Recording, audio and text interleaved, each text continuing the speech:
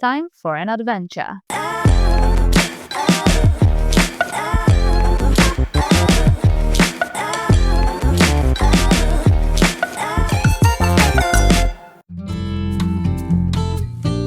We woke up today, checked the weather forecast, and found out that this might be the last day with a semi-good weather. Our trip was closely coming to an end, and we still wanted to check out some places, so we decided to absolutely scrap our initial plan and spontaneously go for an adventure day. The plan was simple: rent a car, drive to Benagil, go on a kayak trip to the Benagil Cave, then drive to Queda the Vigario, do a cold dip in the waterfall, and get some food. But as simple as this sounds, there was a lot of challenges we had to face today. Starting with driving.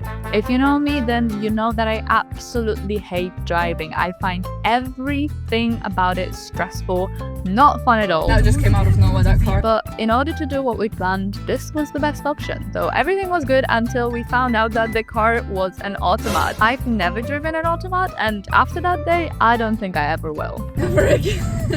Not an automatic car, give me a steak. I mean, everything went well, I just didn't like it. And about 40-minute drive of tiny roads full of turns, we arrived to Benagil.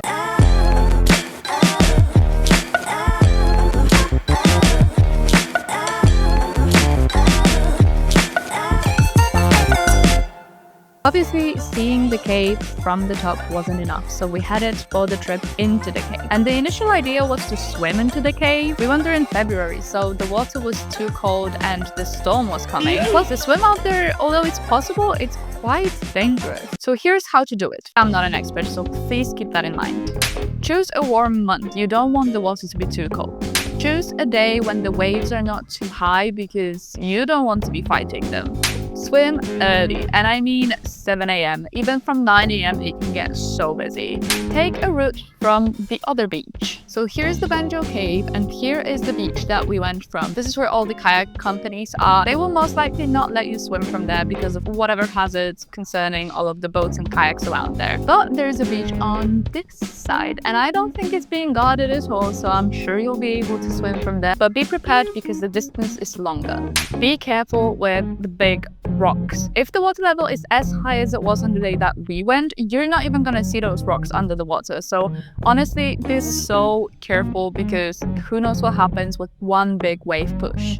Watch out for the boats, the kayaks, and all of the boards. There's gonna be a lot of them. And finally, if you have a chance to take a board with you, I really suggest you do. You should know that if you take a boat or a kayak trip, you won't be able to get off from the kayak or the boat in the cave, but we were kind of lucky. The tour we took was just for us and one more kayak, plus there wasn't that many tours that day because remember, storm was coming, but that meant that our tour guide had a bit more freedom. Our tour guide took us to another, smaller cave. He said that this one was actually his favorite, and the entrance to the cave was so small that I had to literally lay down on the kayak for us to be able to enter, and it was so dark inside we couldn't see. We then kayaked towards another cave, the Crocodile Cave, and then further to the beach. A little drive later we arrived to the little town of Alte. It was actually so lovely and filled with decorations. I'm not sure if there was some sort of a festival going on. I also know that it's apparently a cycling center. We walked around a little and then headed to the waterfall. Now you should know I do not deal well with cold, and so I did what I knew best. I chickened out. I mean, I went in knee deep, but there was absolutely no way that I was going to swim in it. Today is a very sad day because we need to go back, unfortunately. But before then, we're gonna do a few things.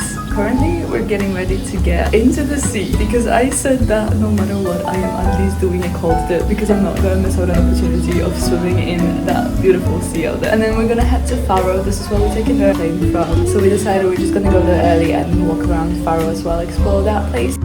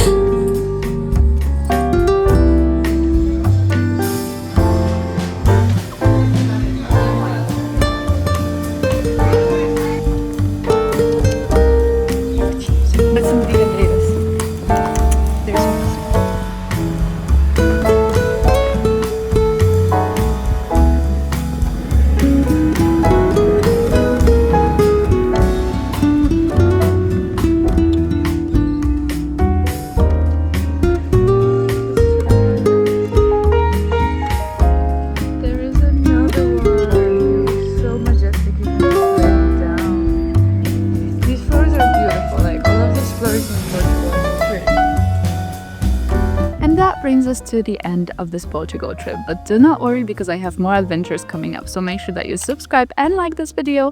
Thank you so much for watching, and I'll see you soon.